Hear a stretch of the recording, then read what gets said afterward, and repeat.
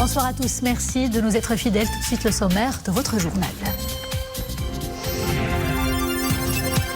Interpellation de 5 extrémistes affiliés à l'organisation terroriste Daesh, mission réussie par le BCIJ avec l'aide des éléments de la force spéciale relevant de la Direction générale de la surveillance du territoire. Les précisions dans quelques instants.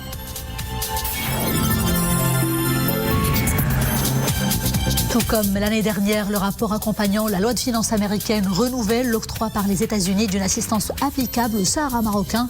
La loi de finances américaine a été promulguée hier par le président Joe Biden.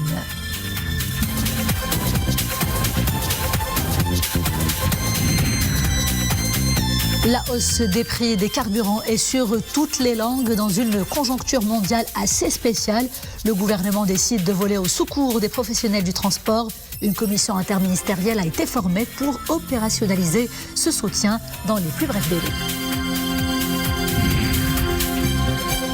À suivre également une immersion dans la préhistoire et l'histoire de Rabat pour découvrir les origines de cette cité presque 3 fois millénaire. Le tout est retracé et bien documenté par l'auteur, le médecin Robert Chastel. Son nouvel opus comporte plus de 600 illustrations.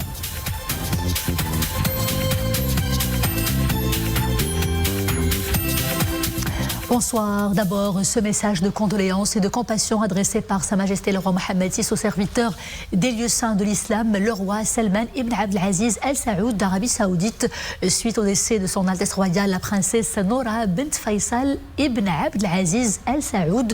En cette douloureuse circonstance, Sa Majesté le roi Mohammed VI s'exprime au roi Salman ibn Abdelaziz et à travers lui à l'ensemble des membres de la famille royale saoudienne ses sincères sentiments de compassion suite à cette perte cruelle. Priant Dieu de leur accorder patience et réconfort et de l'accueillir dans son vaste paradis. Sa Majesté le roi Mohammed VI implore aussi le Tout-Puissant de perpétuer sur le souverain saoudien les bienfaits de la santé et lui accorder longue vie. Je vous disais en titre, interpellation de 5 extrémistes affiliés à l'organisation terroriste Daesh par le BCIJ. Mission réussie donc par le Bureau central d'investigation judiciaire qui a été épaulé par des éléments de la force spéciale relevant de la Direction générale de la surveillance du territoire. Les 5 personnes ont été arrêtées pour leur implication présumée dans la planification de l'exécution de projets destructeurs dans le cadre de ce que l'on appelle les opérations de terrorisme individuel. Les précisions tout de suite en compagnie d'Imen Ablou. Ils ont entre 21 et 44 ans. Des suspects interpellés dans des opérations sécuritaires séparées et simultanées à Kenitra, Larache, Souk Sebtouled Nma, Taroudon et la commune rurale suit la préfecture de Marrakech. Les perquisitions dans les domiciles de ces individus ont permis la saisie de matériel et supports électroniques qui seront soumis à l'expertise technique et numérique pour en déterminer le contenu. Ces mêmes perquisitions ont également permis la saisie d'un ensemble de manuscrits faisant l'apologie de l'organisation terroriste Daesh, dont un manuscrit comprenant l'inventaire des produits et éléments intervenant dans la fabrication d'explosifs en plus d'armes blanches de différentes tailles. Selon les données préliminaires de l'enquête, les 5 extrémistes affiliés à l'organisation terroriste de Daesh sont impliqués dans l'incitation et la préparation d'exécution de projets terroristes et ont entrepris la collecte de contenus à caractère extrémiste sur le mode de fabrication d'engins explosifs. Ils ont aussi fait l'apologie de la liquidation physique et de la mutilation des cadavres, comme adopté par l'organisation terroriste, en plus des idées extrémistes takfiristes de la société et des représentants de l'autorité publique, et rendant halal les butins des opérations terroristes.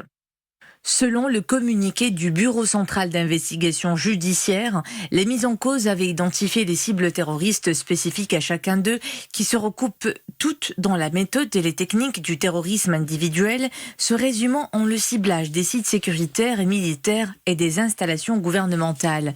Et ce n'est pas tout. Les présumés ont également planifié des liquidations physiques contre les éléments des forces publiques et des membres de départements gouvernementaux, en plus de cibler des établissements financiers et bancaires en vue d'assurer les ressources et le financement nécessaires aux opérations terroristes. Les mises en cause ont été placées en garde à vue à la disposition de l'enquête judiciaire menée par le BCJ sous la supervision du parquet chargé des dossiers du terrorisme en vue d'élucider les projets terroristes préparés par chacun d'eux et de déterminer les ramifications éventuelles avec d'autres cellules et organisations terroristes s'activant au Maroc et à l'étranger. Dossier du Sahara marocain à présent. Cette année encore, le rapport accompagnant la loi de finances américaine renouvelle l'octroi par les États-Unis d'une assistance applicable au Sahara marocain. La loi de finances US a été promulguée hier par le président Joe Biden après son adoption la semaine dernière par le Congrès. Mohamed Elchker. Le rapport accompagnant la loi de finances américaine renouvelle donc l'octroi par les États-Unis d'une assistance applicable au Sahara marocain et il réaffirme également de manière claire la constance de la position de Washington en soutien au processus mené sous l'égide des Nations Unies en faveur d'une solution politique de compromis aux différends régionaux autour du Sahara marocain. Le rapport accompagnant la loi de finances américaine, promulgué hier par le président Joe Biden, relève l'importance de se conformer aux paramètres des résolutions du Conseil de sécurité, paramètres qui consacrent la prééminence de l'initiative marocaine d'autonomie en tant que solution crédible, sérieuse et réaliste à ce conflit artificiel. Cette même position a été réaffirmée pas plus tard que le 8 de ce mois dans le communiqué conjoint ayant sanctionné le dialogue stratégique Maroc-États-Unis, dialogue coprésidé par le ministre des Affaires étrangères, de la coopération africaine et des Marocains résidant à l'étranger, Nasser Bourita, et la secrétaire d'État adjointe américaine, Wendy Sherman. Cette année encore donc, le texte de loi que représente le rapport accompagnant la loi de finances américaine constitue un échec cuisant pour les adversaires du Royaume qui ont vainement tenté d'introduire des dispositions laissant croire à une quelconque distinction entre le Maroc et son Sahara ou visant à remettre en question le consulat américain à Dakhla. Aucun de leurs ajouts mal intentionnés n'a été retenu. La nouvelle loi de finances américaine consacre ainsi de nouveau la reconnaissance par les États-Unis de la souveraineté pleine et entière du Royaume du Maroc sur l'ensemble de son territoire, y compris ses provinces du Sud. Intéressons-nous à présent à un sujet au cœur de l'actualité, celui de la hausse des prix du carburant. Eh bien, pour préserver le pouvoir d'achat des citoyens, le gouvernement choisit d'intervenir pour soutenir les professionnels du transport. Les contours de ce soutien seront prochainement dévoilés. Zakaria Mokhilbillah. Ils sont les premiers à subir les effets de la flambée des prix de carburant. Les transporteurs de marchandises et de voyageurs. Deux secteurs importants, aujourd'hui fragilisés par cette crise. Face à la grogne de ces professionnels et en vue de préserver le pouvoir d'achat des citoyens, le gouvernement a décidé d'allouer un soutien substantiel aux transporteurs.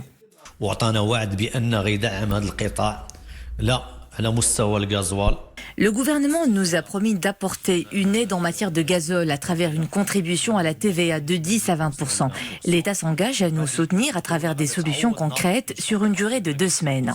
Pour garder tout d'abord le prix du transport à l'intérieur des villes et entre villes au niveau habituel, sans aucune augmentation.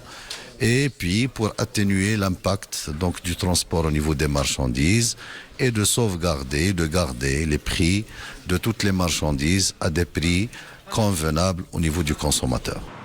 Une commission interministérielle a entamé son action dès vendredi dernier. Et on s'attend à ce que dans les prochains jours, les modalités de soutien et les montants alloués aux conducteurs soient fixés dans le détail. Nous travaillons sur une plateforme numérique créée pour faciliter l'acheminement de ce soutien aux professionnels affectés par la hausse des prix du carburant. Ceux-ci pourront s'y inscrire et bénéficier de cet accompagnement.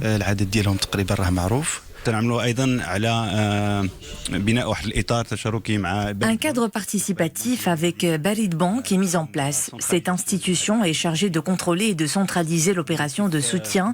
Les détails seront communiqués dans les prochains jours.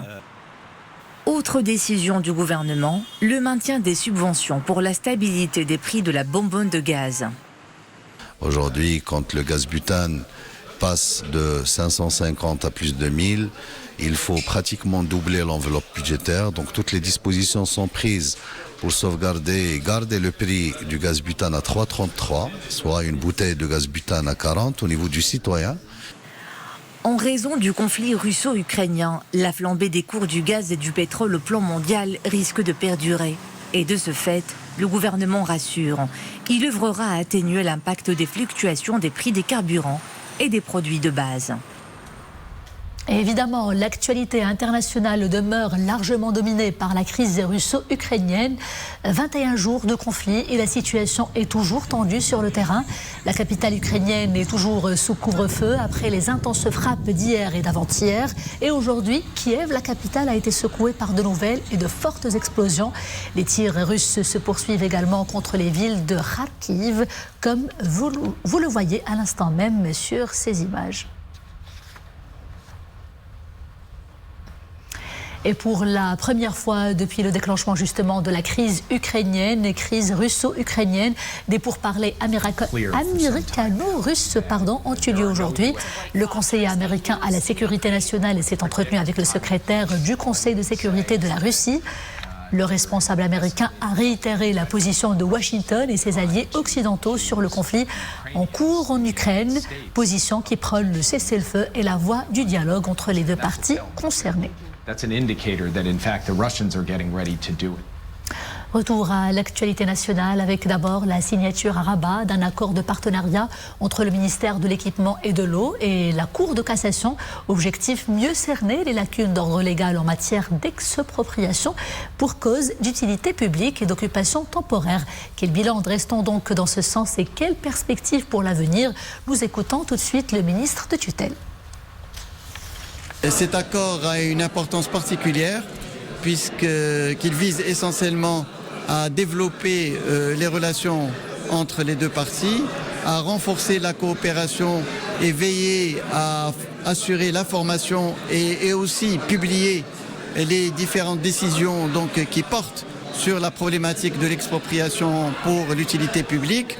Et l'objectif derrière tout ça, c'est surtout de travailler ensemble pour pouvoir contribuer à la révision du texte concernant l'expropriation pour utilité publique et veiller à assurer un équilibre entre l'intérêt des citoyens et l'intérêt de la collectivité.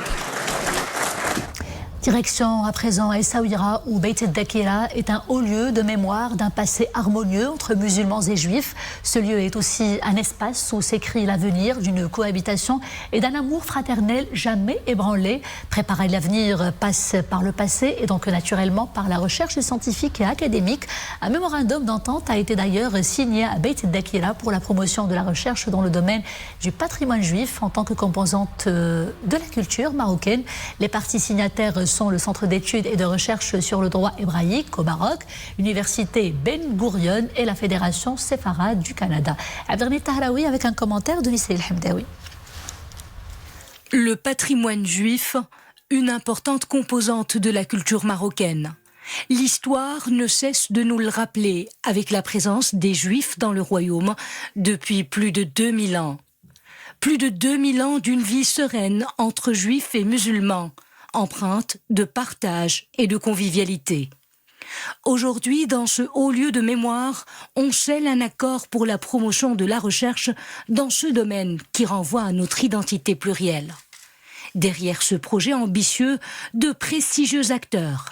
Le Centre d'études et de recherche sur le droit hébraïque au Maroc, l'Université Ben Gurion en Israël et la Fédération séfarade du Canada.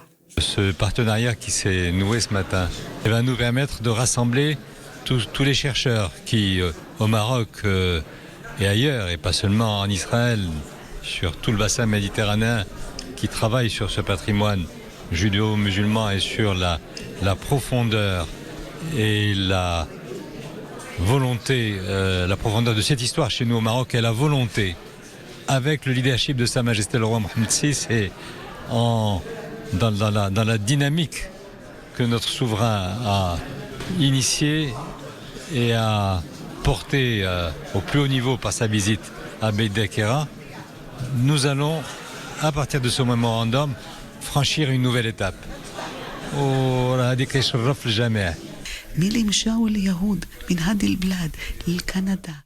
Lorsque des Juifs marocains ont émigré vers le Canada, Israël ou encore vers la France, ils ont emporté avec eux toutes leurs connaissances et études propres à leur patrimoine. Au Maroc, personne ne les a oubliés. Aujourd'hui, nous voulons rassembler toutes les recherches réalisées sur les Juifs marocains.